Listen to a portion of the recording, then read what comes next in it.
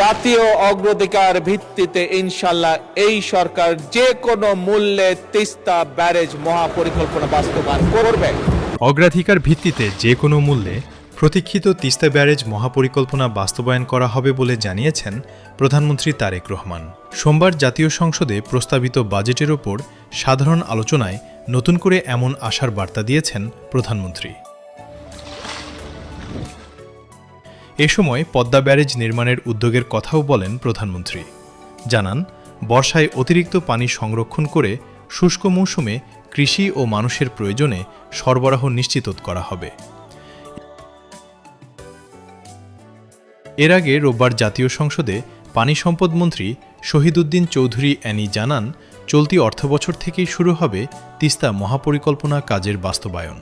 তিনি বলেন, প্রধানমন্ত্রীর সাম্প্রতিক চীন সফরের পর প্রকল্পে দেশটির কারিগরি সহায়তা ও অংশগ্রহণও নিশ্চিত হয়েছে। তথ্য বলছে, প্রকল্পটির মোট ব্যয় ধরা হয়েছে 12,000 কোটি টাকা। প্রথম পর্যায়ে চীনের কাছে 6,700 কোটি টাকা ঋণ সহায়তা চাওয়া হয়েছে। 2029 সালের মধ্যে প্রথম ধাপের কাজ শেষ করার পরিকল্পনাও রয়েছে। এই মহাপরিকল্পনার আওতায় তিস্তা নদীর 110 কিলোমিটার তীর সংরক্ষণ, 110 কিলোমিটার নদী ড্রেজিং, 224 কিলোমিটার বন্যা নিয়ন্ত্রণ বাঁধ নির্মাণ করা হবে। এছাড়া 170 বর্গ কিলোমিটার ভূমি পুনরুদ্ধারের পরিকল্পনাও রয়েছে সরকারের।